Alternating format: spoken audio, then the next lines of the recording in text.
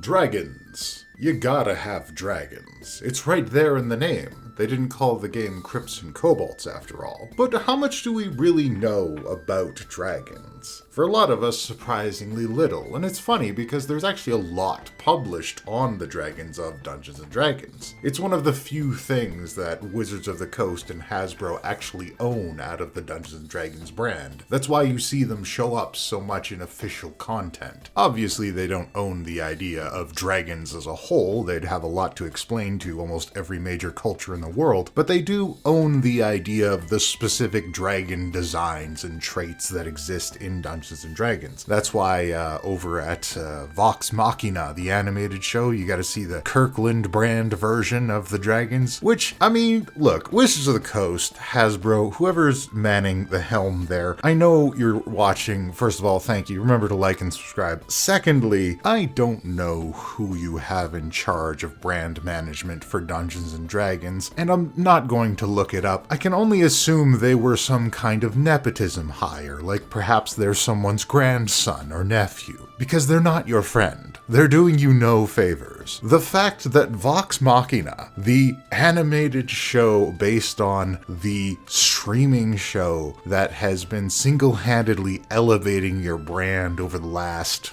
decade, half a decade, conservatively, was making an animated show. The word got out. Everybody knew about it. The fact that you couldn't make a deal that allowed them to utilize any and all imagery and themes or names from your Dungeons & Dragons brand is a huge black mark. It would have cost you nothing and only promoted your brand further. And yet, every time I get to see the Kirkland brand dragons and the references of something that I know is likely going to be some kind of D&D lore, but that has to be renamed for the Vox Machina animated show, I think about your terribly mismanaged brand. Just some food for thought. Brand management doesn't need to be a zero-sum game. Ask the folks at Warhammer. They license that shit out to everybody, and it's working out for them. Now, where was I? I was supposed to be talking about dragons, but I got distracted by how incredibly poorly mismanaged Dungeons & Dragons is by its parent company Hasbro and Wizards of the Coast. As I was saying, we get quite a bit of published content about dragons, and we have over the years. There's been Dragonomicons, there's been dragon summaries, there's been numerous dragon articles. Hell, at one point, I even owned a Dungeons & Dragons calendar that had official dragon information in it that's still canon.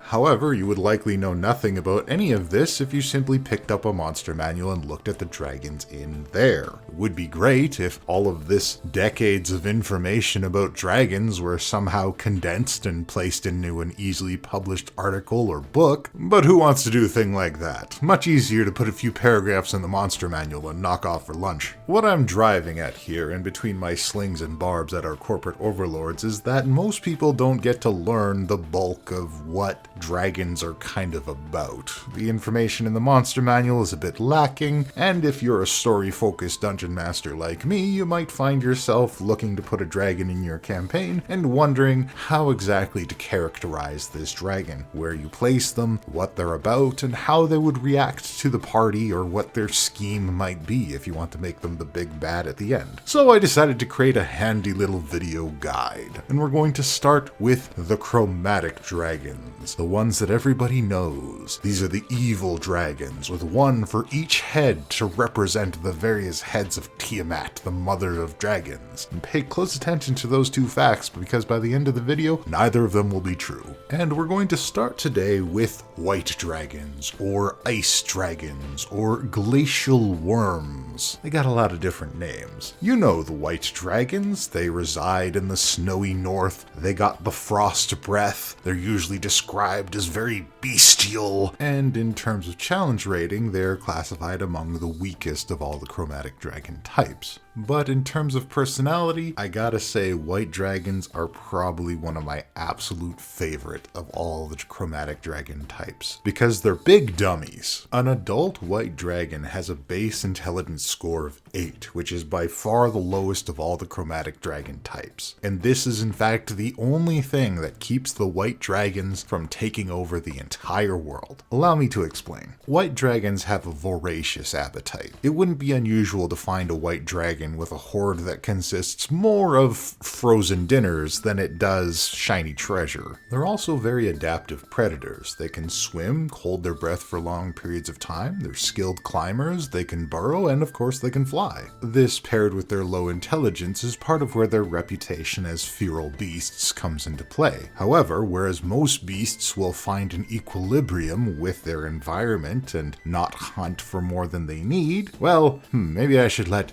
Agent Smith tell it. Every mammal on this planet instinctively develops a natural equilibrium with the surrounding environment, but you humans do not.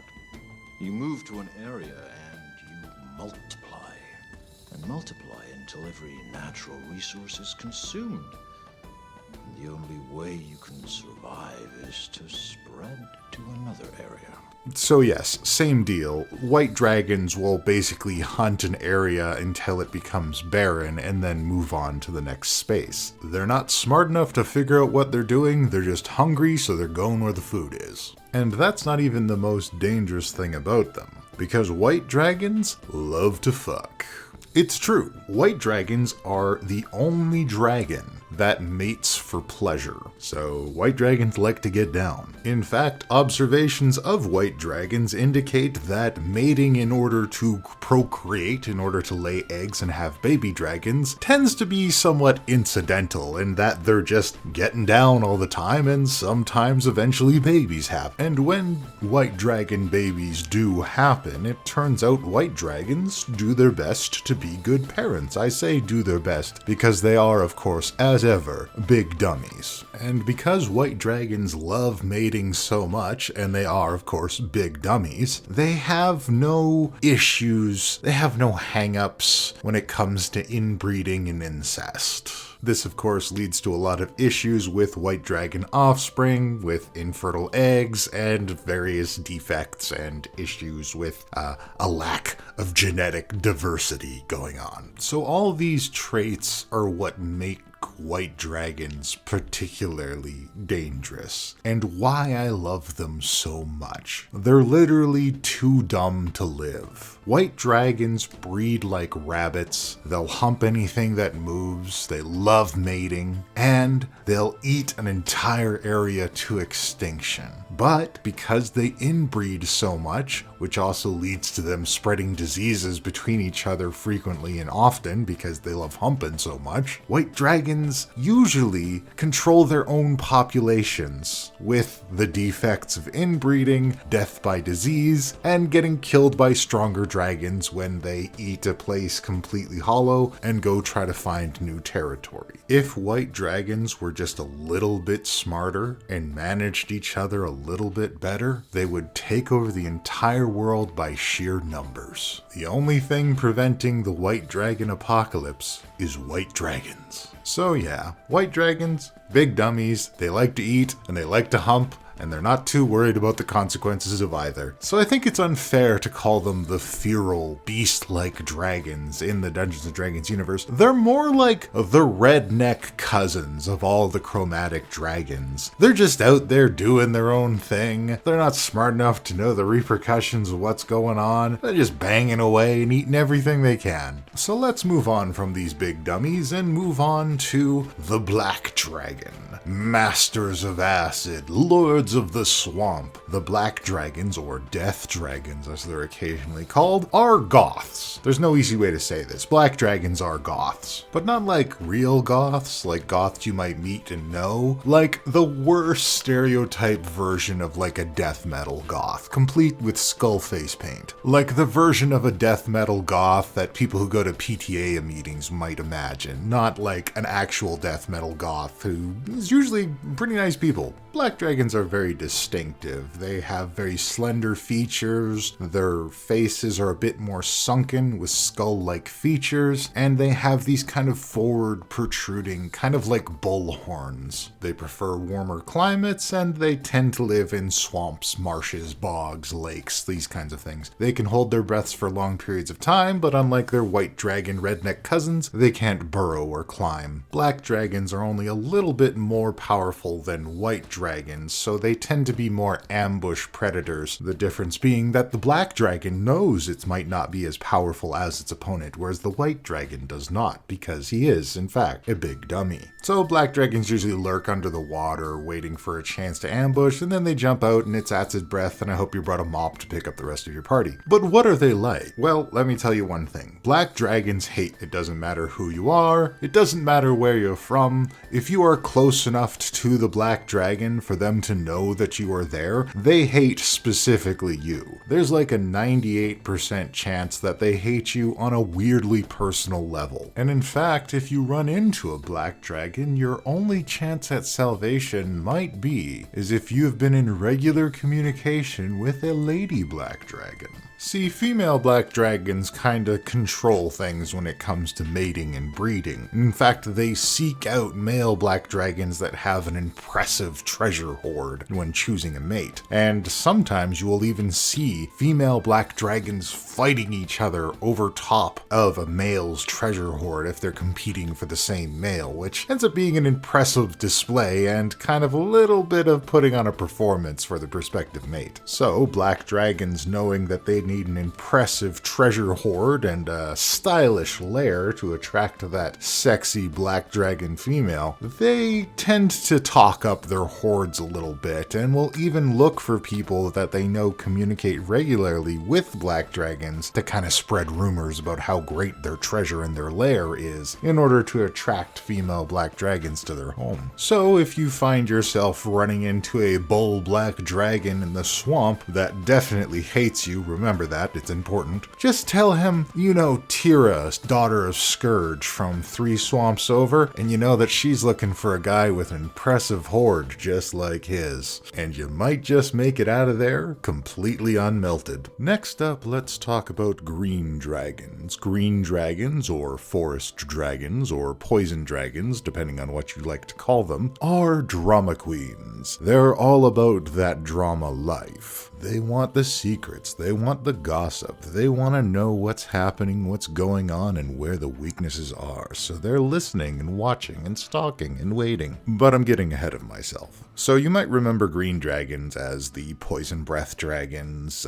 You might have seen them in a few campaigns, but how much do you really know about them? Well, green dragons are among the smartest of the chromatic dragons. The adult green dragons have an intelligence score of about 18, and they're known for being conniving manipulators. A green dragon, if given the choice between killing someone immediately and then completely dismantling their life, learning everything about them and corrupting them slowly, they're going to choose the latter option. This is somebody who can't get off unless their evil plan has 12 steps. They, of course, are also known for their poisonous breath, which is actually chlorine gas, which is something I didn't know, but it is an interesting bit of information because if a green dragon lives in local wetlands, it may smell like your local public pool. But anyway, back to the drama, catering to my green dragons in the audience. The green dragons love to manipulate. They love to topple governments. They like to be involved in politics and conspiracies. They like to manipulate and they like to corrupt. This is particularly hilarious when it comes to dealing with like humanoid species and like civilized species, because there's still a green dragon,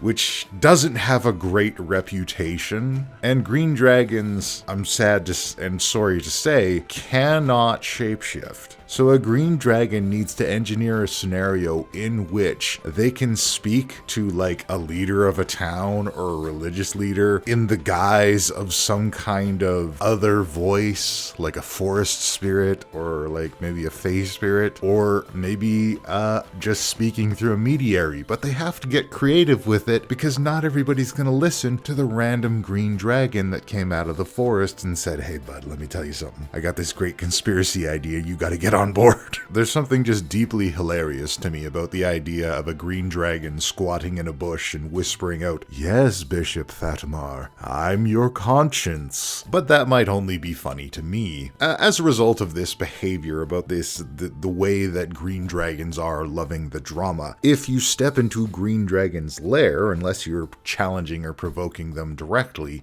they will stalk you for a while. They'll probe and listen to you and see if they can kind of drive you a little bit nuts and perhaps manipulate you for their own ends, or just listen to you and find weaknesses in your groups to try and manipulate. They're less likely to come at you directly unless you're asking them to square up. But even then, if the green dragon believes that you are stronger than they are, they will feign weakness and attempt to bide their time looking for the opportune moment to strike you down. So, like I said, you're usually going to find your green dragons hiding out in forests or wetlands or deep woods. They often have a kind of connection to the Fae, and sometimes they've even been known to work with like arch-fae or evil fae. Something else that's interesting about green dragons is if your party is going up against a green dragon is more likely than other dragons to have an army at its disposal, because a green dragon's horde might include various sentient creatures that it has manipulated into allegiance with it. Some dragons like meat, some dragons like gold, green dragons collect people, which is just a fun concept. Like, you think about the different things you can do with that as far as a green dragon's lair, the idea that a green dragon loves to collect people. Just think about the different things you can do with it as a DM. There's a lot of interesting options there. When it comes to breeding, green dragons are still all about that drama. The breeding, again, is initiated by the females in this case, and they come in with that tsundere style, all crass and rude, and I don't like you, baka. And then after they get pregnant, things settle down, and green dragons actually turn out to be very committed lovers and very good parents. They're actually one of the only dragons that will die for their young. So if you're out traveling Toril and you find that your party is being stalked by a green dragon, fear not. As long as no one challenges them directly, you probably have some time while they work out stages 3 through 12 of their evil plan. Moving along, let's talk about blue dragons. Now, blue dragons are one of my absolute favorite dragons, because blue dragons are just cool. Blue dragons, sometimes called storm dragons or desert dragons, are just cool, chill dudes. Blue dragons you're most likely to survive an encounter with for various reasons. Blue dragons have like a whole ass society. Out in the Anarok deserts where the blue dragons live, it's kind of their primary habitat, they have a society and a hierarchy and a leader. A lot of their behavior goes right up to the edge of that lawful evil and almost borders on neutral sometimes. There's even been legends of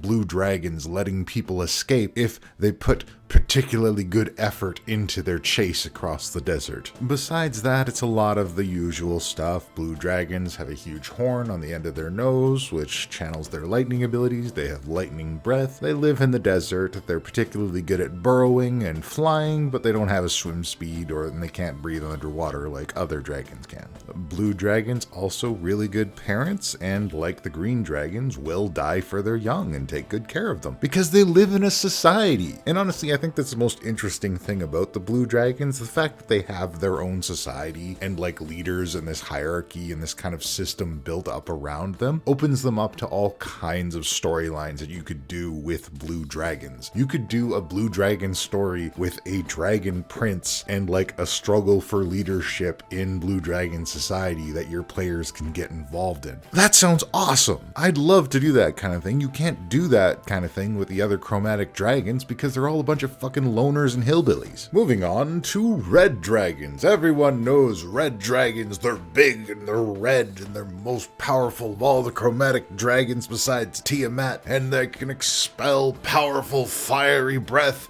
and they're so dull.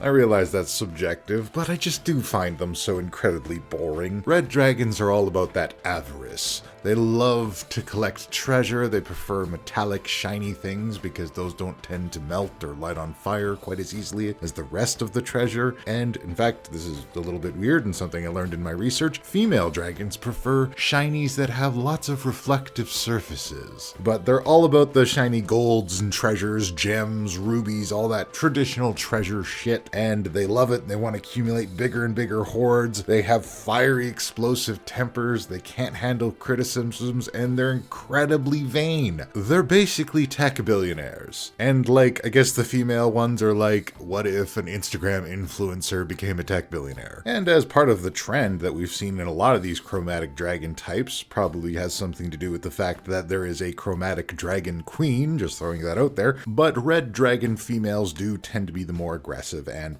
dominant of the two, and in fact it is said that red dragon females are less likely to take bribes, or will say that they're going to take the bribe and then kill you anyways and take the bribe. However, male dragons are a bit more susceptible to bribery because they're all about the gathering that horde life and gathering all the shinies. A female dragon you could perhaps convince to let you go with a bit of flattery. I don't know, maybe you like all her Instagram stuff and subscribe to her OnlyFans. Goodness, that came off more sexist than I intended. But let's put my ruthless contrarian attitude aside for a moment and talk about some interesting things about red dragons. So red dragons have their own language, which I think is kind of interesting. They speak the regular chromatic draconic language, but they also have their own special red dragon language with their own accent, which is kind of hilarious in a real I'm a special snowflake kind of way. Also, red dragons are kind of prone to mental illness. Like, they definitely catch a bit of that gold madness by accumulating massive treasure hoards, like I said, tech billionaires. But also they're very susceptible to like insanity and senility in their old ages. And it's said that as red dragons get older and older and older, they become more predictable and weirder and wilder. But what are they like? I suppose that's the crux of what I'm trying to do here with this video.